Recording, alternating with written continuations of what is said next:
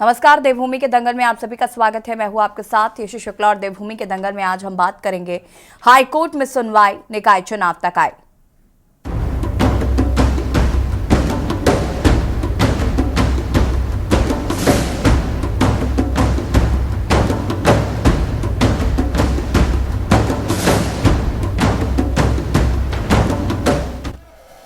उत्तराखंड में लोकसभा चुनाव की तैयारियों में जुटी सत्ताधारी दल बीजेपी की टेंशन कम होने का नाम नहीं ले रही।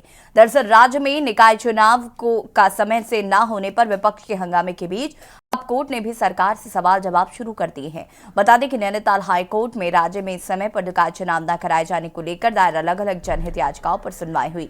सुनवाई के दौरान कोर्ट में पेश हुए अपर सचिव शहरी विकास नितिन भदौरिया ने कहा कि उत्तराखंड सरकार अगले 6 माह में राज्य में नगर निकाय चुनाव करा लेगी।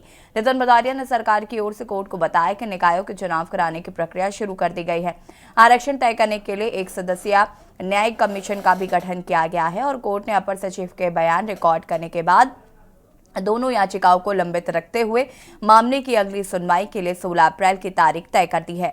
बता दें कि जसपुर निवासी मोहम्मद अनीश व अन्य ने हाईकोर्ट में जनहित याचिका दायर कर कहा है कि नगर पालिकाओं व नगर निकायों का कार्यकाल बीते दिसंबर माह में समाप्त हो गया, लेकिन कार्यकाल समाप्ति के 1 माह बाद भी सरकार ने चुनाव कराने का कार्यक्रम घोषित नहीं किया, बल्कि निकायों में प्रशासक नियुक्त कर दिए गए हैं। जबकि निकायों के चुनाव की सरकार को याद दिलाने के लिए पूर्व से ही एक जनहित याचिका कोर्ट में विचाराधीन है। निकाय में प्रशासक नियुक्त होने से आमजन को कई दिक्कतों का सामना करना पड़ेगा और जनहित याचिका में यह भी कहा गया कि सरकार को कोई अधिकार नहीं है कि वो निकायों का कार्यकाल समाप्त होने के बाद प्रशासक नियुक्त करे। प्रशासक तब नियुक्त किया जाता है जब किसी निकाय को भंग किया जाता है। उस स्थिति में भी सरकार को 6 माह के भीतर चुनाव कराना आवश्यक होता है।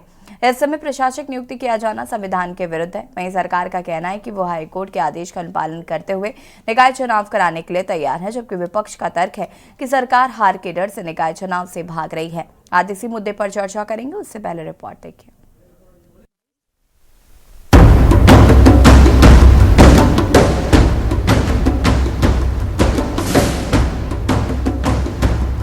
राज्य में निकाय चुनाव पर मची रार थम नहीं रही है। राज्य में निकाय चुनाव समय से न होने पर विपक्ष के हंगामे के बीच अब कोर्ट ने भी सरकार की टेंशन बढ़ा दी है। बता दें कि नैनीताल हाई कोर्ट में राज्य में समय पर निकाय चुनाव न कराए जाने को लेकर दायर अलग अलग जनहित याचिकाओं पर सुनवाई हुई। सुनवाई के दौरान कोर्ट में पेश हुए अपर सचिव शहरी विकास नितिन भदौरिया ने कहा है कि उत्तराखंड सरकार अगले 6 माह में राज्य में नगर निकाय चुनाव करा लेगी। नितिन भदौरिया ने सरकार की ओर से कोर्ट को बताया है कि निकायों के चुनाव कराने की प्रक्रिया शुरू कर दी गई है। आरक्षण तय करने के लिए एक सदस्यीय न्यायिक कमीशन का गठन भी किया है। कोर्ट ने अपर सचिव के बयान रिकॉर्ड करने के बाद दोनों याचिकाओं को लंबित रखते हुए मामले की अगली सुनवाई के लिए 16 अप्रैल की तारीख तय कर दी है। लेकिन निकाय चुनावों को लेकर के जिनका कार्यकाल 1 दिसंबर 2023 को समाप्त हो गया था और फिर 30 नवंबर 2023 के शासनादेश जो नोटिफिकेशन राज्य सरकार उत्तराखंड ने जारी किया था, उसके तहत अभी फिर प्रशासक बैठा दिए गए हैं। यहाँ पर 2 याचिकाएं दाखिल हुई हैं। आज माननीय उच्च न्यायालय नैनीताल में सुनवाई के दौरान सचिव शहरी विकास प्रस्तुत हुए थे और उनके इस आश्वासन के साथ कि 6 महीने के भीतर जो निकाय चुनाव हैं वो किसी भी हालत में करा लिए जाएंगे। आपको बता दें कि उत्तराखंड में 8 नगर निगमों समेत 97 नगर निकाय में कार्यकाल खत्म होने पर प्रशासक नियुक्त कर दिए गए हैं। इन निकायों के अंतिम चुनाव वर्ष 2018 में हुए थे और जिनका 5 वर्ष का कार्यकाल 1 दिसंबर 2023 को खत्म हो चुका है। बद्रीनाथ, केदारनाथ व गंगोत्री नगर बताया जा रहा है। नगर पंचायतों में चुनाव नहीं होते, जबकि 2 निकायों नगर निगम रुड़की और नगर पालिका परिषद बाजपुर के चुनाव बाद भी होने के कारण उनका कार्यकाल अगले साल खत्म होना है। वहीं जनहित याचिका में कहा गया है कि सरकार को कोई अधिकार नहीं है कि वह निकायों का कार्यकाल समाप्त होने के बाद प्रशासक नियुक्त करे। प्रशासक तब नियुक्त किया जाता है जब किसी निकाय को भंग किया जाता है। उस स्थिति में भी सरकार को 6 माह के भीतर चुनाव कराना आवश्यक होता है। इस समय प्रशासक नियुक्त किया जाना संविधान के विरुद्ध है। वहीं सरकार का कहना है कि वह हाई कोर्ट के आदेश का अनुपालन करते हुए निकाय चुनाव करने के लिए तैयार है, जबकि विपक्ष का तर्क है कि सरकार हार के डर से निकाय चुनाव से भाग रही है।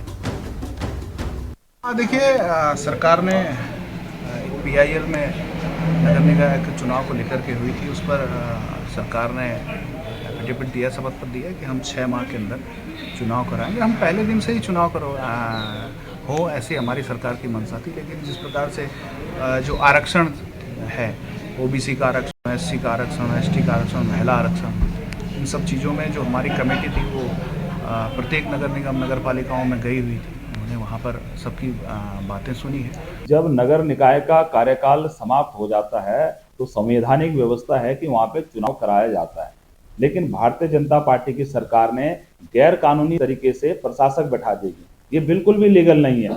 अगर कार्यकाल समाप्त हो गया तो आपको चुनाव कराने पड़ेंगे। अगर कोई बोर्ड भंग हो जाता है उस स्थिति पे वहां पे प्रशासक बैठाया जाता है, लेकिन यहाँ पे ऐसी स्थिति बिल्कुल नहीं है। यहाँ तो कार्यकाल समाप्त हुआ है तो सरकार को यहाँ पे चुनाव कराना चाहिए था, लेकिन सरकार बहाने बनाकर कि हमने आरक्षण अभी तय नहीं किया, हमारी मतदाता सूची अभी तक नहीं बनी, ये सारे मुद्दे लेकर ये चुनाव को रोक दिया उन्होंने, क्योंकि इनको मालूम है कि ये बहुत बुरी तरह हार रहे हैं।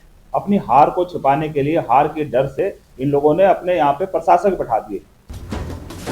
कुल मिलाकर लोकसभा चुनाव से पहले राज्य में निकाय चुनाव पर चल रही रार थम नहीं रही है। विपक्षी दलों के साथ ही कोर्ट ने भी अब सरकार से निकाय चुनाव में हो रही देरी पर जवाब मांगा है, जिसके बाद अब सरकार अगले 6 माह में निकाय चुनाव कराने की बात कह रही है और इसके साथ ही राज्य सरकार के निकायों में प्रशासक नियुक्त करने के फैसले को भी असंवैधानिक बताया गया है। ऐसे में विपक्ष की ओर से सवाल उठाया जाना लाजमी है और देखना होगा कि क्या सरकार अगले 6 महीने में निकाय चुनाव करा पाती है या नहीं।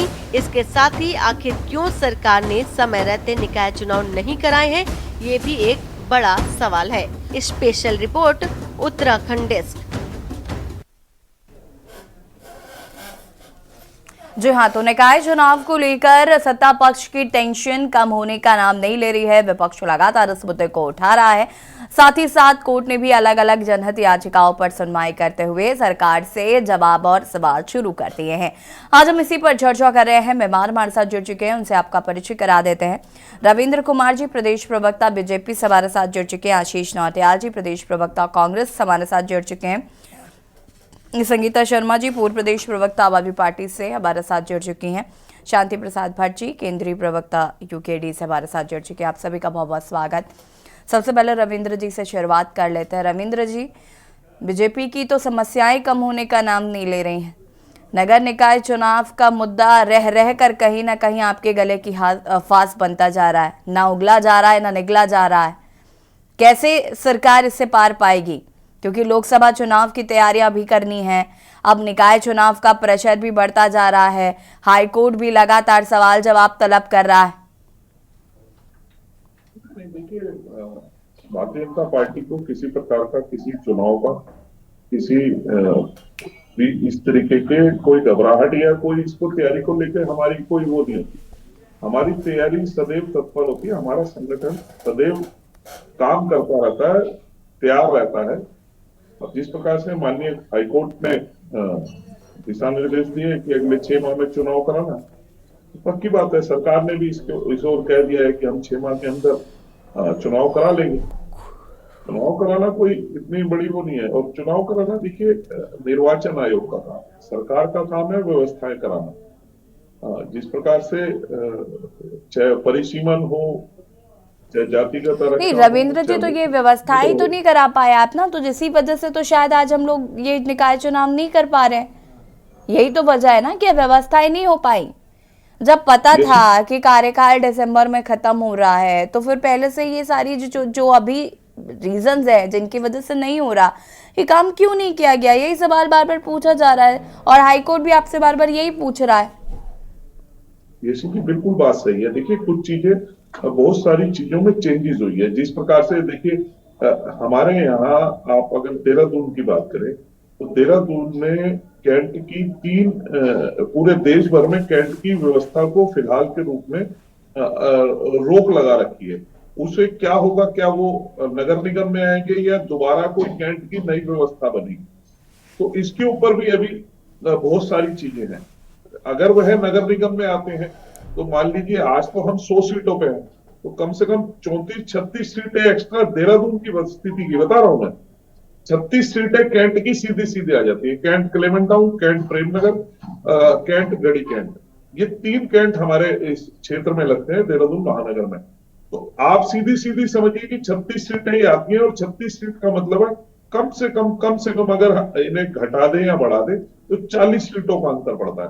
तो इस तरीके की कई सारी जो ग्राउंड में है, जो चीजें हैं, उनको होना भी जरूरी है। अब जिस प्रकार से हाई कोर्ट ने अपनी बात कह दी है और हाई कोर्ट के सामने सरकार ने अपनी पक्ष रख के और उसके निर्देशों का पालन होगा, 6 माह के अंदर चुनाव कराना कोई ऐसी बात नहीं। और ये जहां तक देखिए इस तरीके के बयान आ रहे हैं कि भारतीय जनता पार्टी हार के डर से, जीत के डर से, देखिए भारतीय जनता पार्टी का सीधा संगठन का और भारतीय जनता पार्टी का एक ही चीज है, या तो हम जीतते हैं या हम सीखते हैं। हमारे डिक्शनरी में हार शब्द है ही नहीं, हम हारते कभी नहीं है। तो ये डर हमें ना दिखाया जाए कि हम हारते हैं या हम हार जाएंगे। ये आप अपने लिए बचा के रखिए, क्योंकि बाद में आपको फिर ईवीएम और हाई कोर्ट सभी तमाम तरीके के लोगों के ऊपर आपने अंगल बयान लगाने पड़ते हैं। इन्हें संभाल के रखिए अपने बयानों को। हमारे को इस चीज का कोई डर नहीं है, कुछ नहीं है। अब जैसा कोर्ट ने कह दिया है जल्दी चुनाव हो जाएंगे और उसके रिजल्ट भी आपके सामने आ जाएंगे। ठीक है, शांति प्रसाद जी कुछ कहना चाहते हैं? अनम्यूट कीजिएगा। इस समय पहाड़ में हूँ, नेटवर्क से बाहर हूँ, इसलिए मैंने अगर बीच में अगर डिस्कनेक्ट हो जाऊं तो मैं इसलिए कहा कि मैं अपना वक्तव्य पहले दे देता हूं। देखिए, भारतीय जनता पार्टी जो अपने आप को अनुशासित पार्टी कहती है, वो लोकतंत्र की कैसे हत्या कर रही है, इससे बड़ा उदाहरण नहीं है कि छोटी छोटी चीजों के लिए भी हाई कोर्ट का सहारा लेना पड़ रहा है। जब हाई कोर्ट से इन्हें फटकार लगी तो अब इनके सचिव निकल कर आए हैं, कहते हैं कि 6 महीने में हम चुनाव करा देंगे। हम इनसे ये पूछना चाहते हैं कि लोकतंत्र की हत्या आप कर क्यों रहे हैं? आपको अच्छी तरह पता है कि निकाय चुनाव में परिणाम आपके लिए सही नहीं आएंगे, इसलिए आपने लोकसभा चुनाव के बाद ये चुनाव कराने का प्रयास किया है। ये सीधा सीधा त्रिस्तरीय पंचायतों के साथ में बहुत बड़ा धोखा इन्होंने किया है। और हमारा ये स्पष्ट कहना है कि भारतीय जनता पार्टी इसी तरीके से उत्तराखंड की जनता की आंखों में धूल झोंक कर चुनाव को प्रभावित करने का काम कर रही है। और ये साबित हो चुका है, हाई कोर्ट की फटकार ने यह साबित कर दिया है कि भारतीय जनता पार्टी मन मुताबिक अब घुमा रही है। वरना यदि यह अनुशासित पार्टी होती तो निकाय चुनाव तय समय पर करती, दिसंबर में चुनाव होते और अभी तक त्रिस्तरीय पंचायतों का जो है सही तरीके से निस्तारण हो चुका होता। यही बात अब जनता समझ भी रही है कि भारतीय जनता पार्टी जनता का ध्यान भटकाने के लिए ये राम का पट्टा गले में डालकर अब ये 4 महीने तक राम राम करके चुनाव जीतने की बात करेंगे। और इनको दी है वो स्पष्ट है कि भारतीय जनता पार्टी अपने मन मुताबिक लोकतंत्र को चलाने का दुर्भाग्यपूर्ण है। और हम उम्मीद त्रिस्तरीय चुनाव कराए ताकि भारतीय जनता पार्टी के द्वारा जो 100 स्मार्ट सिटी के नाम पर निगम में घोटाले किए हैं उस पर जनता का ध्यान हम आकर्षित कर सके और ये हम बता सके कि इन्होंने नगर निगम में विस्तारीकरण कर केवल जमीन घोटाला किया है, 40% कमीशन खाया है। इसी डर के कारण इन्होंने लोकसभा से पहले जो है त्रिस्तरीय पंचायतों को आगे की ओर किया है। यह दुर्भाग्यपूर्ण है। जनता समझ रही है कि भारतीय जनता पार्टी का यह झूठ अब बहुत लंबे समय तक नहीं चलेगा, इसको हम मुद्दा बना रहे हैं। जनता भी समझ रही है कि ये सिर्फ जुमलेबाज है, इनके पास अपनी उपलब्धि बताने के लिए कुछ नहीं है। इसीलिए अब ये राम की आड़ में जो है उत्तराखंड की जनता की आंख में धूल झोंकने का प्रयास कर रहे हैं। ये इनका नौटंकी चलेगी नहीं। संतों ने स्पष्ट कर दिया है कि सनातन धर्म को जिस तरीके से ये अपने हिसाब से धकेल रहे हैं, चारों संक्रांत जिस तरीके से उद्घाटन से दूर आज नहीं हटाएंगे, धर्म के साथ में छेड़छाड़ करें, ये पूरे लोकतंत्र के ढांचे को खत्म कर देंगे। बस मुझे ही कहना है। ठीक है, वापस आएंगे शांति प्रसाद जी। हमारे साथ यहाँ पर संगीता शर्मा जी भी जुड़े हुए हैं। संगीता जी, क्या कुछ कहना चाहती हैं? निकाय चुनाव को लेकर अब कहीं ना कहीं फिर से सरकार की मुश्किलें बढ़ने लगी हैं। यशी जी, देखिए, दिसंबर में जब कार्यकाल खत्म था और ये बात पता थी, ऐसा नहीं है कि अचानक से कार्यकाल खत्म हो गया हो, संज्ञान में ही ना हो, ये सारी चीजें व्यवस्थित होती हैं और ये सब संज्ञान में थी। और देखिए, जो विभाग हैं जिनकी जिम्मेदारी थी, अब जो बहाना बनाया जा रहा है कि जनगणना नहीं हुई, ये काम नहीं हुआ, वो काम नहीं हुआ, तो अभी रविंद्र भाई भी कह रहे थे कि 40 की संख्या घट सकती है, बढ़ सकती है। तो यशी जी देखिए, जो ये गुणा भाग लगाना था, जो जनगणना करानी थी, वो सारी चीजें विभाग को समय रहते करानी चाहिए थी, क्योंकि उनको संज्ञान में था कि ये चीजें होंगी। तो भाई अधिकारी उस समय क्या कर रहे थे? जो काम आज हो रहा है वो क्या समय से नहीं हो सकता था? और आप लोकतंत्र में चुनाव को ढकेलने का काम कर रहे हैं। जब भारतीय जनता पार्टी ये कहती है कि हम हर समय चुनावी मोड में रहते हैं, हम हर समय चुनाव के लिए तैयार रहते हैं, हमें हार का कोई डर नहीं है, हम तो सीखने का काम करते हैं, तो रविंद्र भाई फिर समय से ही चुनाव करा लेते, हाई कोर्ट को कम से कम ये फटकार न लगानी पड़ती। और सीधे हाई कोर्ट में जाने का जो है आप आंकड़ा क्यों देख रहे थे? आपको तो पहले कराने चाहिए थे। जब चीजें हाई कोर्ट में जाएंगी, माननीय उच्च न्यायालय जब संज्ञान लेगा तभी आप चीजों को करेंगे। अभी अगर माननीय उच्च न्यायालय संज्ञान में ना लेता और उस पर फटकार न लगती तो भारतीय जनता पार्टी और बाद में इसे ढकेलने का काम कर देती, क्योंकि ये चाह ही नहीं रहे थे कि ये लोकसभा से पहले यशी जी ये चुनाव हो। क्योंकि जो त्रिस्तरीय चुनाव होता है वो धरातल के मुद्दों पर होता है, लोकल मुद्दों पर होता है, और भारतीय जनता पार्टी लोकल मुद्दों पर यशी जी फेल है। चाहे आप गांव में सड़कों की बात करें, आप नालियों की बात करें, हमने देखा पूरा डेंगू से देहरादून जूझता रहा। उत्तराखंड में डेंगू की मार से लोगों ने क्या क्या सहा, लोगों ने अपने परिवार के लोगों को भी खोया। तो जो त्रिस्तरीय चुनाव है, ये जो आसपास की समस्याओं को लेकर, धरातल की समस्याओं को लेकर होता है, तो जब भाजपा सरकार को पता है कि वो वहां फेल है, तो वो फिर इस चुनाव को कैसे कराती समय रहते? तो इनके पास बहानेबाजी बहुत होती है। जब आप कहते हैं कि हमारा संगठन मजबूत है, हमारी सरकार double engine, triple engine, 4 engine, सब सरकार इन्हीं के पास था सारा अमला जमला यशी जी। चाहे वो सांसद हो, चाहे वो निगम हो, चाहे वो हमारे लोकसभा हो और हमारी विधानसभा हो, सभी जगह जब इन्हीं की सरकार है तो फिर इन्हें समय रहते चुनाव न कराना ये इनके नाकामी को दिखाता है कि ये सिर्फ जहां जीतते हैं तो वहां समय से चुनाव कराना जानते हैं, जहां थोड़ा भी इन्हें हार का डर है तो ये चुनाव को ढकेलने का काम करते हैं, वहां हिला हवाली दिखाने का काम करते हैं। नहीं तो ठीक है, अब ये बताइए मुझे, जनता का है। आप देखिए कि लोकतंत्र में संगीता जी, क्या विपक्ष थोड़ा पेशेंस से काम नहीं ले सकता? अगर वो कह रहे हैं कि हम अब 6 महीने के अंदर चुनाव करवा लेंगे, तो फिर थोड़ा इंतजार करने में क्या हर्ज? यशी जी, 6 महीने नहीं, इंतजार जनता क्यों करे? सवाल सबसे बड़ा ये है ना यशी जी, जनता इंतजार क्यों करे? आपके पास सब कुछ है, मशीनरीज है, तो इंतजार आप जनता को ही कराएंगे, उसका खामियाजा हमेशा जनता को ही भुगतना पड़ेगा। तो 6 महीने का जो खामियाजा है वो तो जनता भुगत रही है ना, उससे सरकार को क्या फर्क पड़ता है? अगर आप कहते हैं कि आप देश हित के लिए, राज्य हित के लिए बहुत सर्वोपरि है, तो आप जनता के लिए जो बेहतर है वो कीजिए ना। तो जनता के लिए बेहतर था समय से चुनाव कराते। आपने जो प्रशासक नियुक्त किए, ये लोकतंत्र में सत्ता की हनक है। ये लोकतंत्र में, आप लोकतंत्र का जो संविधान कहता है कि प्रशासक वहां नियुक्त होते हैं जहां पर भंग कर दिया जाता है बोर्ड को, लेकिन आपने प्रशासक नियुक्त किए क्योंकि आप अपने तरीके से, मनमाने तरीके से काम कराना चाहते हैं। जब लोकसभा का चुनाव हो तो मनमाने तरीके से आप सारे कामों को कराएं, इसलिए आपने वहां प्रशासक नियुक्त किए। तो साफ सीधी सी बात है यशी जी, भाजपा सरकार सत्ता में रहने के लिए कुछ भी कर सकती है, इनको जनता से कोई सरोकार नहीं है। अगर जनता से सरोकार होता, जनता की इन्हें परवाह होती, तो समय से चुनाव होता, प्रतिनिधि नियुक्त होते, जनता का काम होता, विकास नहीं रुकता। लेकिन भाजपा को इससे कोई मतलब नहीं है। इनका चाल चरित्र, चेहरा जनता के सामने है, ये कहते कुछ है, करते कुछ है। आप देखिए, निगम में करोड़ों का घोटाला हो गया सफाई में पार्षदों के जरिए, और पैसा 90 करोड़ रुपया जो है वो खाते में चला गया। किसके खाते में गया 5 साल में इन्हें यही नहीं पता, अखबारों से भारतीय जनता पार्टी को पता चल रहा है। तो आप देखिए कितनी दयनीय स्थिति है यहाँ की।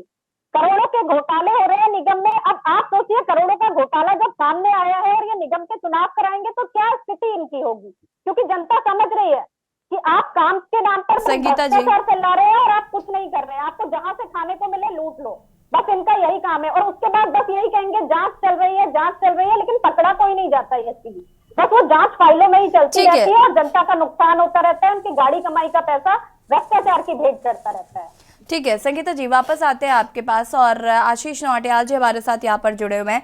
आशीष जी देखिए, चुनाव 6 महीने बाद होने, 6 महीने के अंदर होने हैं और कह रही है सरकार कि हम इस पर प्रयासरत हैं, और हाईकोर्ट भी लगातार सरकार से ये कह रहा है कि भाई चुनाव कराइए, निकाय चुनाव कराइए। विपक्ष के पास एक बड़ा मुद्दा है सरकार को घेरने के लिए। अनम्यूट कीजिएगा। मैडम अभी रविंदर भाई ने बताया हमें कि किस तरह से इनकी डिक्शनरी बनी है, जिसमें जीत का मतलब जीत और हार का मतलब ये सीख रखते हैं। तो इनकी इस प्रकार की डिक्शनरी इनको मुबारक, जिसमें अगर आप कल को कैट को कुत्ता कहने लग जाएंगे और डॉग को बिल्ली कहने लग जाएंगे तो डिक्शनरी तो आप ही पढ़े और आप ही समझे, क्योंकि उल्टे लोग हैं ये लोग और उल्टी भाषा हमेशा लोग ये बोलते हैं। मैडम देखिए, नगर निगम चुनाव को पीछे कराने का कारण क्या है इसको समझना होगा। नगर निगम के अंदर इतने घोटाले इन लोगों ने कर दिए हैं कि आज इनकी छवि बाजार में खराब हो चुकी है। आप देखिए मैडम, पहले सब तो गामा जी के ऊपर आरोप लगता है जो हजारों करोड़ की संपत्ति के मालिक बन गए मेयर बनने के बाद, जिनको मेयर बनने के बाद हमारे मेंथ जी जगह ऐसे ही दे देते हैं दान में कि इनको जरूरत है, चलो काम व्यापार आप कर लो। तो ये उस आरोप में भी पकड़े जा चुके हैं, लेकिन बड़ी आसानी से पल्ला झाड़ के घूम रहे हैं कि हमारे जैसा आदमी, जैसे कोई स्वच्छ छवि का आदमी दुनिया में है ही नहीं। आज आप दूसरा इतना बड़ा आरोप देखें, नगर निगम में 60 करोड़ रुपए के लगभग का इन्होंने वर्कर्स को, सफाई कर्मचारियों को पैसे देने के नाम पर वो भी खा दिया। बताए मैडम, इन्होंने राज्य का डबल नुकसान किया।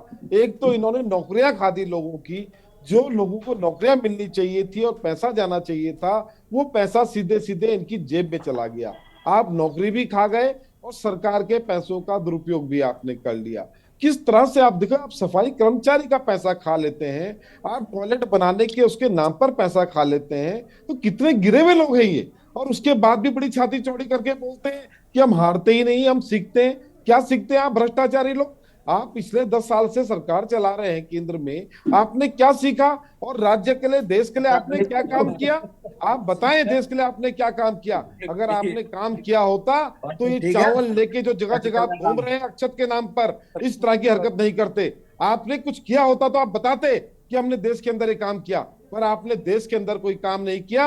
अब अंत में आपको राम का सहारा, राम के नाम पर आप खाने की कोशिश कर रहे हैं। हमारे जो मठाधीश बैठे हुए हैं, जो शंकराचार्य बैठे हुए हैं, शंकराचार्य मना कर रहे हैं कि हम उस जिस चीज के लिए शंकराचार्यों ने लड़ाई लड़ी, जिस मंदिर के लिए शंकराचार्यों ने लड़ाई लड़ी, वो मना कर रहे हैं कि हम लोग नहीं जाएंगे। और ये बताएं, खुद ही अपने आप को शंकराचार्य बनकर दिखाना चाहते हैं आप? किस प्रकार से आप एक बताएं, एक नॉर्मल अगर मकान भी बनाया जाता है तो उसका उद्घाटन तब तक नहीं होता जब तक वो पूरा ना बन जाए। आप एक मंदिर की प्राण प्रतिष्ठा इस टाइम पर कर रहे हैं जब मंदिर का निर्माण पूरा नहीं हुआ। सारा शंकराचार्य आपके विरोध में खड़ा है, सारे हमारे जितने भी हमारे जो साधु संत हैं आपके विरोध में खड़े हैं। आप किस तरीके से बताएं, आपको जनता ने क्यों चुना था? जनता ने आपको चुना था कि आप लोग आएंगे, तो आप लोग राम राज्य का मतलब ये नहीं कहा था कि आप ऐसा राज्य लाएंगे कि जहां रामचंद्र भगवान की मूर्तियां लग जाएंगी। राम राज्य उससे कहते हैं जहां अच्छी शिक्षा होती है, जहां रोजगार होता है, जहां लोग खुशहाल होते हैं।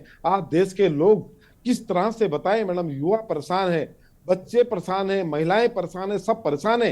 एक खुश अगर कोई है तो भारतीय जनता पार्टी के लोग जो दावा करते हैं। और देवभूमि के दंगल में आज हम बात कर रहे हैं हाईकोर्ट जिस तरीके से लगातार सरकार से जवाब तलब कर रहा है कि आखिर निकाय चुनाव कराने में सरकार इतनी देरी क्यों लगा रही है। हम इसी पर चर्चा कर रहे हैं। मेहमान हमारे साथ लगातार बने हुए रविंद्र जी, विपक्ष को कहीं ना कहीं ये उम्मीद ही नहीं है कि निकाय चुनाव आप लोकसभा चुनाव से पहले कराएंगे। लाख बातें, लाख दावे आप कर लीजिए, लेकिन विपक्ष ये मानने को तैयार नहीं है और लगातार कहा जा रहा है कि आपकी मंशा साफ नहीं है।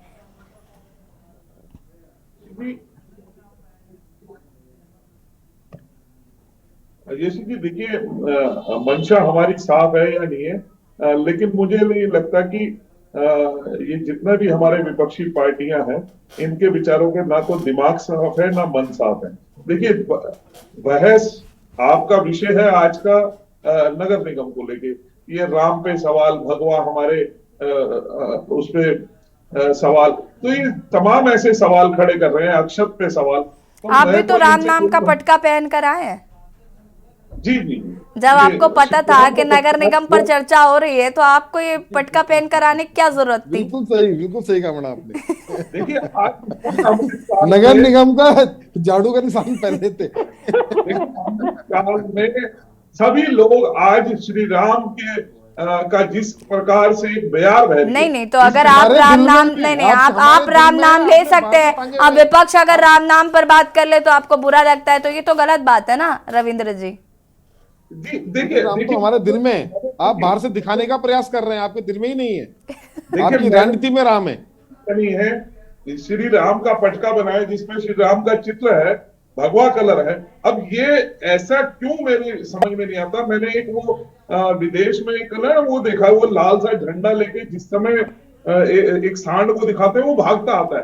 तो इस समय व्यवहार विपक्ष का इस समय भगवा रंग को देख के ऐसा हो रखा है। अब हम तो कुछ नहीं कह रहे ना, हमने तो भगवान का नाम लेके अपने श्रद्धा से अपने गले में लगाया हुआ।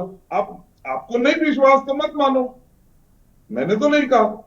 लेकिन नहीं रविंद्र जी, अभी बेकार की बात कर रहे हैं आप। आपने बोला कि नगर निगम का मुद्दा चल रहा है, विपक्ष राम की बात कर रहा है। अब विपक्ष राम की बात नहीं कर रहा है, इस बात के लिए भी आप विपक्ष को ही दोषी दे रहे हैं, तो ये कैसे चलेगा? देखिए मैंने इनसे कब कहा भाई मेरे पटके के ऊपर आप सवाल खड़ा करें? पटके के ऊपर उन्होंने सवाल खड़ा नहीं किया, मैं पूछी। आपने कहा कि राम नाम का मुद्दा अगर नगर निगम का है तो राम की बात क्यों कर रहे? तो मैं कह रही हूँ जो मुद्दा नगर निगम का है तो आप पटका पहनकर क्यों आए राम नाम का? नहीं देखिए, मैंने सिंपल सी बात आपसे पूछी। या तो आप कोई मैसेज देना चाहते हैं, नहीं या तो आप कोई मैसेज देना चाहते हैं, और जो भी आपका मैसेज आप क्लियरली कह दीजिए, हमें क्या आपत्ति। देखिए मैं पटका क्या लगाऊं क्या ना लगाऊं ये मेरा चॉइस है, बिल्कुल संवैधानिक तरीके से। मैं रहते हुए अगर मर्यादा पुरुषोत्तम राम के चित्र का पटका अगर मैंने गले में लगाया तो नहीं, बहुत सुंदर है, बहुत सुंदर है। देखिए चलिए अब मैं इस विषय पे नहीं बोलता, ये सारे देश में सबको पता है। जिस प्रकार से अभी आपकी ब्रेकिंग न्यूज भी चल रही है कि इन्होंने प्राण प्रतिष्ठा का निमंत्रण भी ठुकरा दिया। मुझे लग ही रहा था कि आप इस पर आएंगे अभी। इनको सभी ऐसे राम विरोधी लोगों को भगवान शायद इन्हें सद्बुद्धि दे कि इनको भगवान राम के मर्यादा पुरुषोत्तम राम का विरोध जो है, भाजपा का विरोध करते करते मर्यादा पुरुषोत्तम राम का विरोध करने लगे। लेकिन नगर निगम की चुनाव को लेकर जिस प्रकार से कोर्ट ने अपनी टिप्पणी की है, सरकार को कहा है और सरकार ने भी अपना जवाब तलब कर दिया। 6 माह के अंतर्गत जो समय लिया है उसमें चुनाव हो जाएंगे, चुनाव बढ़िया से संपन्न होंगे, चुनाव हम जीतेंगे भी, क्योंकि हमने काम किया। भ्रष्टाचार किया, काम नहीं किया, भ्रष्टाचार किया आपने। इस चुनाव जीतने का वादा कर रहे हैं। अभी देखिए अखबार में आप सुर्खियां हैं आज की, आप 60 करोड़ रुपए का घोटाला करके आप इतने कॉन्फिडेंस हो गए कि आप जीतेंगे। कैसे जीतेंगे आप चुनाव? आपने 1000 करोड़ रुपए से ऊपर संपत्ति अर्जित कर दी मेयर साहब ने, आप कहते हैं चुनाव जीतेंगे? कितने घोटाले करेंगे आप? सैनिटाइजर घोटाला, वो तो मोमोज बेचकर किया था आप कैसे भूल जाते? चाउमीन बेचकर, सॉरी। अगर कांग्रेस के पार्षदों ने नगर निगम के कर्मचारियों की जो है मिलने वाली तनख्वाह को, स्वच्छता समिति की तनख्वाहों को, रुपए को नहीं, मेयर क्यों होता है ऊपर? मेयर क्या देख रहा था? मेयर का काम क्या था आप बताएं? मेयर के सामने इतना बड़ा घोटाला आपने कर दिया। आप कैश में पैसा देते हैं, आपने अकाउंट में पैसा क्यों नहीं डलवाया? इतना बड़ा घोटाला कैसे कर दिया मेयर साहब ने, बताएं आप? ये देखो, जनता को जवाब देना पड़ेगा आप लोगों को। आप जनता की गाड़ी कमाई को इस तरह नहीं खा सकते हैं। गली के अंदर से आप कूड़ा उठाने का ठेका है आप लोगों का, आप कूड़ा नहीं उठाते हैं, सारी गंदगी कर रखी है आपने।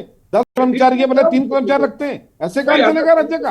अच्छा ये बात बताओ, अगर कांग्रेस के पार्षद ने भ्रष्टाचार किए, जांच होनी चाहिए, कार्रवाई होनी चाहिए, जिसने किया उस पर कार्रवाई होनी चाहिए, देखिए होनी चाहिए। और इनका जो सरदार बैठा हुआ है, जो मेयर सरदार होता है सबका, उसके ऊपर सबसे बड़ी कार्रवाई उसके ऊपर होनी चाहिए। उसके आंखों के नीचे से कैसे काम हो गया, क्या देखने के लिए बनाया गया मेयर? मेयर का क्या मतलब होता है?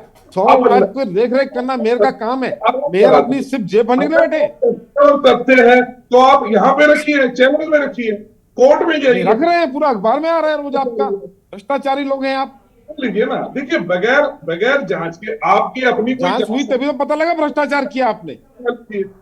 कोई चीज छुपी तो नहीं होती ना। अगर है कोई सत्यता तथ्यता तो दिखाइए ना। भ्रष्टाचार करने के बाद भी आपको विश्वास कैसे आप जीतेंगे?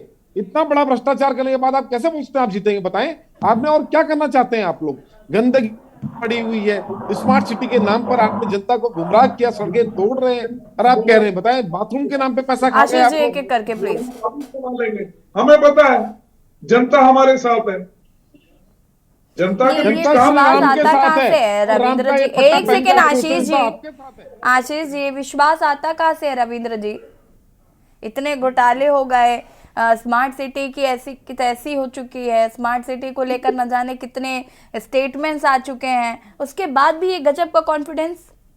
नहीं देखिए, स्मार्ट सिटी को लेकर इतना जोरदार काम हुआ है आज। ये कहाँ है रविंदर भाई, कहाँ देख रहे हैं आप? गामा जी खुद कह चुके हैं स्मार्ट सिटी में काम नहीं हो रहा। प्रेमचंद बाजार हो गया, काम दिख रहा है।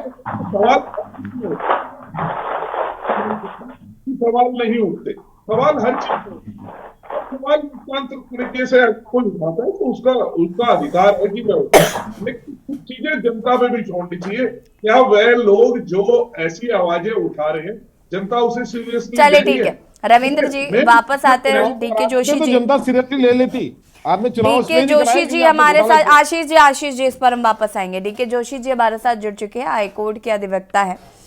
डीके जोशी जी, बहुत बहुत स्वागत है आपका। और मैं चाहूंगी कि जो जनहित याचिका दायर की गई थी और सरकार से जवाब तलब किए गए थे, उसको लेकर मैं चाहूंगी कि थोड़ी डिटेलिंग जरा दर्शकों को दीजिए कि याचिका क्या थी और कोर्ट का क्या कुछ कहना है और सरकार का क्या जवाब है इस पर। हाँ, सभी दर्शकों का अभिवादन करते हुए आपका के न्यूज का मैं धन्यवाद करना चाहूंगा कि आपने बहुत अहम मुद्दा यहाँ पर रखा है कि समय पर जो नगर निकाय के चुनाव बने हैं उस संबंध में कल ही, जैसे कि आपको पता होगा कि कल माननीय उच्च न्यायालय नैनीताल में इस संबंध में सुनवाई थी, जिसमें 2 याचिकाएं थी। एक जो नैनीताल नगर से वरिष्ठ पत्रकार राजीव लोचन शाह जी की याचिका थी, जिसमें अभी जो लेटेस्ट 30 नवंबर को जो प्रशासक बैठाने के जो आदेश थे उत्तराखंड सरकार के, उसको चुनौती दी गई थी। और इससे पूर्व मतलब ये याचिका थी जो नोटिफिकेशन प्रशासकों को बैठाने के बाद की थी। और उससे पहले अक्टूबर में एक याचिका और जो जसपुर निवासी कोई मोहम्मद अनीस हैं उनके द्वारा दाखिल की गई थी, जिसमें कोर्ट में इसलिए आए थे कि साहब ये लगातार जब भी लोकल बॉडीज के चुनाव हुए हैं और सरकार हमेशा उनको किसी न किसी बहाने टालने का प्रयास करती है, और इस बार भी कहीं ऐसा ना हो कि ये फिर टालें। तो इस संबंध में वो ऑलरेडी याचिका दाखिल हो गई थी, जिसमें हाईकोर्ट ने इस बात का संज्ञान लिया था कि आप संवैधानिक जो व्यवस्था है, जो संवैधानिक जो बाध्यता है राज्य सरकारों के भीतर कि जैसे 5 साल का कार्यकाल होता है कि उस अगले दिन जो है आपको वहां पर म्युनिसिपैलिटी या बोर्ड को बैठाना होता है, तो वो उसके लिए आपको एडवांस में 1-2 महीने पहले से तैयारी कर लेनी चाहिए होती है, तो जो नहीं हो रही थी। तो इसलिए वह याचिका थी, कोर्ट ने उनसे जवाब मांगा था सरकार से, तो उनका जवाब भी आया। तो फिर सचिव शहरी विकास को कल की डेट में मतलब वहां पर बुलाया गया था, पेशगी लगाई गई थी। तो वहां पर सचिव के उपस्थिति पर हाईकोर्ट ने पूछा था कि आप बताइए कि आप चुनाव कब करा रहे हैं। तो वहां पर क्योंकि ऑलरेडी किशन सिंह तोमर का एक संविधान पीठ का जजमेंट भी है, जिसमें ये कहा गया है कि आप ये परिसीमन या फिर ओबीसी का आरक्षण या जो भी आपने चीजें तय करनी है या जो सेंसस है, इसका बहाना आप नहीं ले सकते। आपको स्पष्ट तौर पर 5 साल के भीतर चुनाव कराने होते हैं। तो ये आप लापरवाही मतलब ये आप बहाने नहीं लें। तो ये सब बात का संज्ञान लेते हुए कि एक पूर्व में हाईकोर्ट, हमारे उत्तराखंड हाईकोर्ट का ही एक डीवी का फैसला था, जिसमें ये कहा गया था कि जो सरकारों ने कहा था कि हम समय पर चुनाव कराएंगे, तो उसमें एक निर्णय में ये भी आया था कि आप एक बार अगर प्रशासक नियुक्त करते हैं तो आप दोबारा नहीं करेंगे। याचिकाकर्ताओं की आशंका एक और थी कि, और कोर्ट ने भी उस बात को अप्रिशिएट किया कि हाँ ये संभव है कि आप प्रशासक 6 महीने के बाद भी फिर दोबारा प्रशासक न बैठाएं, इस बात की क्या श्योरिटी है। तो तब राज्य सरकार की तरफ से पैरवी करते हुए महाधिवक्ता भी वहां उपस्थित थे और साथ में सचिव शहरी विकास। तो उन्होंने इस बात का आश्वासन दिया कि जो अभी 6 महीने का जो ड्यूरेशन है इस प्रशासन को बैठाने का, तो उसके भीतर ही हम चुनाव करें। यानी सरकार ने अब एक वचन कोर्ट को दे दिया और कोर्ट ने उस अंडरटेकिंग को नोट कर लिया और फिर हमने कोर्ट से गुजारिश करी कि कहीं ऐसा ना हो कि फिर ये आदेश फिर कहीं ठंडी बस्ती में चले जाए। नहीं, लेकिन यहाँ पे जोशी साहब एक सवाल मेरा एक और है कि अगर हम बात करें 6 महीने का मतलब है कि निकाय चुनाव से पहले लोकसभा चुनाव संभवतः हो जाएंगे और आचार संहिता लागू हो जाएगी, तमाम चीजें इस बीच हो जाएंगी, तो फिर ये प्रोसेस फिर कैसे ये 6 महीने लोकसभा चुनाव होने लग जाएंगे, उसमें बिजी हो जाएंगे, आचार संहिता लागू हो जाएगी, तो ये कहीं ना कहीं ऑटोमेटिक टल जाएगा। लोकसभा के बाद ही होंगे निकाय चुनाव, ये तो क्लियर बात है। अब ये तो कोर्ट का मसला तो यही होता है कि जो संविधान की या जो हमारे जो कानून की व्यवस्था है उसके अनुसार चीजें हों, तो ये तो राजनीतिक दलों का या फिर सरकारों का, जिसको आगे अपनी सरकार बनानी, ये गणित तो उनकी हो सकती है। लेकिन जो फिर इसके बाद टालने की जो बात थी, ये PIL के माध्यम से एक बात जरूर तय हुई है कि ये जो गठन होगा अब नगर निकायों का, कम से कम 2 मई तक हो जाना है।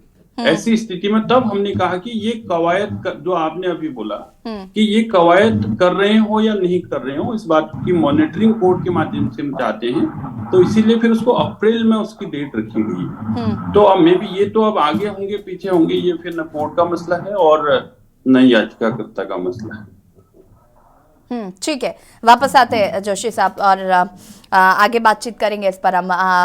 आशीष जी, देखिए ये तो क्लियर है कि लोकसभा चुनाव जो हैं वो हो जाएंगे, उसके बाद ही निकाय चुनाव होंगे। विपक्ष कितना भी सर पटक ले, निकाय चुनाव होने वाले हैं नहीं, क्योंकि जैसे कि भी DK जोशी साहब कह रहे थे कि 6 महीने के अंदर उन्होंने कोर्ट को जवाब दिया है कि हम करा लेंगे, कोर्ट भी कह रही है कि ठीक है, लेकिन मसला तो यही है कि भाई लोकसभा चुनाव उससे पहले होंगे और आचार संहिता लागू हो जाएगी, तमाम चीजें शुरू हो जाएंगी, तो ये कहीं ना कहीं तय बात है कि लोकसभा चुनाव के बाद ही निकाय चुनाव होने हैं, इस पर कोई संशय नहीं है। आशीष जी, देखिए मैडम, चुनाव तो पीछे करवाने ही थे, मैंने आपको अभी कारण बताया। जिस प्रकार से नगर निगम के अंदर भ्रष्टाचार हो रखा है, तो इन्हें अपनी छवि सुधारने के लिए समय की आवश्यकता थी। मैडम, ऐसा कैसे हो गया जब 5 साल में सबको पता है, नगर निगम के चाहे निर्वाचन आयोग हो चाहे सरकार हो, सबको पता है कि 5 साल में चुनाव होते ही होते हैं, तो आपने पहले सब व्यवस्थाएं क्यों नहीं बनाई? पहले कहाँ? आशीष जी, कांग्रेस की सरकार में क्या निकाय चुनाव समय पर हुए थे? देखिए मैडम, कांग्रेस की सरकार का मुझे नहीं आइडिया कि उस समय क्या हुआ था, मेरे नहीं, निकाय चुनाव समय पर नहीं हुए। आज के इसके ऊपर बैठे हैं, आज के इसकी भी हमने स्टडी करी है, उस दिन मेरे पास स्टडी में नहीं है क्यों नहीं हुआ था। लेकिन आज की जहां तक बात है, मतलब आज स्थिति जो हमें दिख रही है उसके हिसाब से सरकार को कहीं ना कहीं डर था और सरकार अपनी छवि सुधारने के लिए दूसरा लोकसभा चुनाव सर पर है। अगर ये नगर निगम के चुनाव हार जाते तो सीधे सीधे इसका असर लोकसभा चुनाव में भी पड़ना था, तो इसलिए सरकार ने चुनाव पीछे करने का काम किया। रही बात काम करने की मैडम, ना तो काम नगर निगम कर पाया, ना काम हमारे मुख्यमंत्री धामी जी कर पा रहे हैं, ना काम देश के लेवल पर हुआ है। आप देखिए परसों किस प्रकार से अंकिता भंडारी की माता जी चिल्ला रो कर किस तरह बोल रही थी धामी जी के लिए कि धामी पे विश्वास नहीं है। जब एक महिला इतना रो के बोल रही है और बता रही है नाम, तो जांच आखिर क्यों नहीं होती? क्यों आज भी 1 साल होने के बाद भी अंकिता भंडारी अपने न्याय के लिए तड़प रही है? क्यों तड़प रही है? क्या कारण है? भारतीय जनता पार्टी वो सरकार है मैडम जिसने जब सत्ता में आई थी तो पहले ही जनता को बता दिया था बेटी बचाओ बेटी पढ़ाओ, तो सीधा सीधा इसका मतलब जनता समझ नहीं पाई कि बचाना इन्हीं लोगों से है, क्योंकि यही लोग ऐसे सत्ता में बैठे हैं और इनके पास ही ऐसे लोग हैं जो इस तरह की हरकतें करेंगे। और सरकार पूरा प्रयास करती है अपने लोगों को बचाने के लिए, भारतीय जनता पार्टी का तो पूरा प्रयास होता है। हम बोल रहे हैं मैडम, नगर निगम के अंदर अगर कोई दिक्कत हुई है तो निश्चित मैडम, चाहे पार्षद भाजपा के हो चाहे कांग्रेस के हो, किसी के भी हो, तो उसके ऊपर कार्रवाई होनी चाहिए। हम तो कह रहे हैं ना, ये लोग करते ही नहीं है अपने आदमी के ऊपर कार्रवाई, उसको बचाने की पूरी कोशिश करते हैं। संगीता जी, ऐसा क्यों लगता है कि निकाय चुनाव का असर लोकसभा में पड़ता है इसलिए चुनाव लेट है? क्योंकि इस बात को आम आदमी पार्टी ज्यादा अच्छे से समझती है कि दिल्ली की जनता का कहीं ना कहीं ये संदेश हमेशा रहा है कि राज्य में केजरीवाल और देश में मोदी, और ये कहीं ना कहीं ये चीज़ हमेशा हमें देखने को मिली है। तो यहाँ जनता का माइंडसेट कैसे निकाय चुनाव को लेकर और लोकसभा चुनाव को लेकर बदल सकता था, जो जनता को सोचना। देखिए, आपने दिल्ली में देखा कि जब निकाय चुनाव हुए, इनके मंत्री, विधायक, अमला जमला, गृह मंत्री जी सारे सड़कों पर प्रचार के लिए निकल पड़े, लेकिन उसके बावजूद भी वहां निगम में इन्हीं की सरकार थी यशी जी उस समय, और इन्होंने इतना वहां प्रचार प्रसार किया, मंत्रियों को भी, कैबिनेट मंत्रियों को भी निकाय के चुनाव में झोंक दिया, लेकिन उसके बाद भी ये निकाय चुनाव हार गए, क्योंकि वहां इन्होंने निकाय चुनाव में करप्शन बेतहाशा कर रखा था, सफाई के नाम पर कुछ नहीं कर रखा था, लोगों से लेंटर डालने तक के पैसे लिए जा रहे थे। तो जो भी वहां अव्यवस्थाएं थी, क्योंकि निकाय नगर निगम में इन्हीं की सरकार थी, तो जिम्मेदारी इनकी थी, इन्होंने काम किया नहीं। फिर आप चाहे कितने भी कैबिनेट मंत्री झोंकिए, उसका परिणाम ये हुआ कि हमारी सरकार बनी। निगम में भी दिल्ली ने आम आदमी पार्टी को चुना और इनके मुंह पे एक कड़ा तमाचा लगा। उसके बाद भी आप देखिए कितना खेल खेला गया, तब जाकर के हम वहां अपना मेयर बना पाए, चाहे हमें कोर्ट का सहारा लेना पड़ा हो या बहुत सी तमाम चीजें जो वहां की जनता ने भी देखी। वही आप देखिए कि उत्तराखंड में अभी किसकी सरकार थी, निकाय में इन्हीं की सरकार थी। देहरादून में 5 साल से यही सत्ता में थे। अभी रविंद्र भाई बैठ करके कांग्रेस को कोसने का काम कर रहे थे कि इनके विधायक, इनके जो पार्षद थे उन्होंने ऐसा किया। तो भाई जब मेयर आपका था, सरकार आपकी थी, तो आप किसी को भी गलत काम करने देंगे? कोई भी हो, वो कांग्रेस हो या कोई दूसरी पार्टी हो, आप गलत काम करने देंगे? उसे छोड़ देंगे? तो केवल कांग्रेस को कोसने से काम नहीं चलेगा रविंद्र भाई। जो आपके भी पार्षद थे जिन्होंने गलत काम किया, उनको आपको भी देखना पड़ेगा। और आपकी नाक के नीचे हो रहा था, आपको इसलिए थोड़ी बैठाया है कि आप आंख बंद करके, आंखों पर पट्टी बांध करके बैठ जाइए और जो चल रहा है उसे होने दीजिए। आपको इसलिए जनता ने जिम्मेदारी दी है कि जो हो रहा है उस पर आप पैनी नजर बनाइए और उसको रोकिए। लेकिन देखिए, जहां इनके पार्षद, इनके मेयर होते हैं यशी जी, तो देखिए उनको तो ये बचाने का काम करते हैं। इनकी सीधी सी परिभाषा है, आप जितना बड़े भ्रष्टाचारी होंगे, आप जितने ज्यादा कुछ उल्टे काम करके आएंगे, उतना बड़ा पद आपको हमारी पार्टी में मिलेगा, उतना बड़ा पद आपको संगठन में मिलेगा। और इसके कई उदाहरण देश के सामने भी है और राज्य के सामने भी है। तो इनकी परिभाषा के साथ वो मैच होता है, इसलिए ये लोग उस पर कोई कार्यवाही नहीं करते। अगर ऐसा नहीं होता तो मेयर साहब पर अब तक कार्यवाही हो चुकी होती, जांच बैठ चुकी होती, क्योंकि यशी जी चाउमीन बेच करके कोई 100 करोड़ की अकूत संपत्ति का मालिक नहीं बन सकता। ये बहुत हास्यास्पद सा लगता है, लेकिन बीजेपी को लगता है कि चाउमीन बेच करके ऐसा हो सकता है, क्योंकि वो उनके दल में है। किसी विपक्ष में होते तो शायद ऐसा नहीं लगता। ठीक है, तमाम घोटाले हुए हैं। तो ठीक है, संगीता जी वापस आते हैं। रविंद्र जी, बहुत सारी बातें देखिए यहाँ से गीता जी ने कही, क्या कुछ कहना चाहते हैं इस पर? देखिए, मैं तो ये कहूंगा कि डीके जोशी जी ने बिल्कुल क्लियर तरीके से सारी चीजें नगर निगम को देकर बता दी गई है। 6 महीने बाद का चुनाव का जो समय रखा गया है, उसमें सरकार ने कहीं ना कहीं माना है कि 6 महीने का के बाद जो है अंदर जो है हम चुनाव करा लेंगे। और चुनाव में आशीष जी जिस प्रकार से कह रहे थे कि समय लिया है अपनी छवि सुधारने के लिए, अरे भाई आपको पिछले 10 साल से दिल्ली में नहीं हो, आपकी छवि तो सुधरी नहीं अभी तक। जब चुनाव होते हैं तब हार जाते हैं, मतलब हम अगर हमारी छवि खराब हो गई तो हम 6 महीने में सुधार लेंगे। सरकार की जो उदाहरण है, कम से कम उदाहरण नोट है ठीक ठाक। आपकी चिंताओं के लिए आपका धन्यवाद आशीष भाई। ऐसी आप इतना चिंतित हैं कांग्रेस के लिए, उसका आपके बहुत बहुत धन्यवाद। और निश्चित कांग्रेस आएगी, आप देखें इंडिया गठबंधन किस तरह से आपको धूल चटाता है, आप उसको भी देखें। अभी ये चीज अच्छी लगती है, आप एक बढ़िया व्यक्ति हो, मेरे पर्सनली मित्र भी हो। तो आशीष भाई, किसी भी तरीके से जनता इन सारी चीजों को समझती है कि जनता के हित में कौन काम कर रहा है, जनता का विकास कौन कर रहा है। देश, प्रदेश, निकाय, नगर निगम, ग्राम, इन सबको पता है कौन भ्रष्टाचारी है, कौन विकास का काम कर रहा है। इसे हमें बताने की, आप चैनल पे जितना मर्जी बोलिए, अपनी पार्टी के लिए बोलूं, लेकिन लास्ट में टेस्ट जो होता है वो जनता के बीच में होता है। अगर जनता हमें टेस्ट में बार बार पास कर दे तो इसका मतलब जनता हमारे द्वारा किए हुए कार्यों से कहीं ना कहीं प्रसन्न। इस बात का आप ध्यान रखिए। 6 महीने में आप सही कर लेंगे, आपकी 10 साल में नहीं हुई, हम 6 महीने में ठीक कर लेंगे। तो ये उदाहरण ऐसे ना दीजिए जो जनता को, लोकतंत्र ने ही अधिकार दिया है उसे प्रशासक को बिठाने का। कोई अलग तांत्रिक में काम नहीं हुआ। अगर ऐसा होता तो हाईकोर्ट 2 मिनट में कहता, उसने कहा भैया 4 दिन में चुनाव करा के खत्म करो फटाफट। तो ये सारी चीजें जो होती हैं, ये हमारा पक्ष भी सुना, उनका पक्ष भी सुना। ठीक है, पक्ष सुनने का जी के जोशी साहब जी, मैं आपसे ये भी जानना चाहूंगी कि प्रशासक को बैठाने को लेकर क्या संविधान है और किस तरीके से है ये, क्योंकि इसको लेकर भी कहीं ना कहीं हम विपक्ष कह रहा था कि आप प्रशासक नहीं बैठा सकते हैं। हाँ, नहीं, ऐसा है कि जहां तक प्रशासक बैठाने का सवाल है, वो हमारे ही जो म्यूनिसिपैलिटी और जो निगम का जो एक्ट बना हुआ है उत्तराखंड का, उसी में जो सेक्शन जो 8 है 8, उसके अंतर्गत यह व्यवस्था है कि आप प्रशासक को बैठा सकते हैं। प्रशासक बैठाने की व्यवस्था संवैधानिक है, यानी न्यायिक है, जो राज्य सरकार को एम्पावर करती है कि वह प्रशासक बैठा सकते हैं।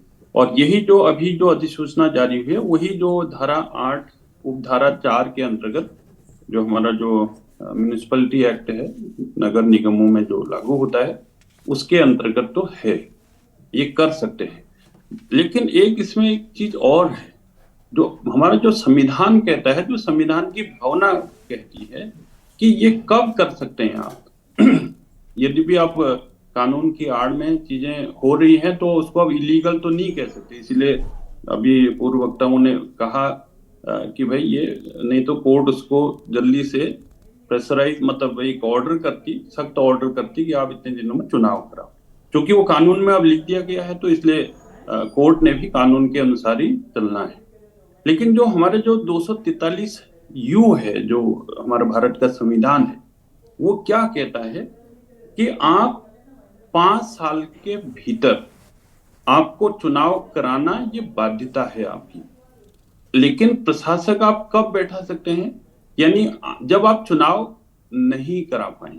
और चुनाव कब नहीं करा पाते हैं, वो स्थितियां बताई, जैसे कोई कैलेमिटी है, आपदा की जैसी स्थिति है, या अभी से कोरोना महामारी का दंश देश ने देखा, इस प्रकार की अगर परिस्थितियां हैं, मतलब अपरिहार्य परिस्थितियां, वहां पर का प्रोविजन ये रखा हुआ है।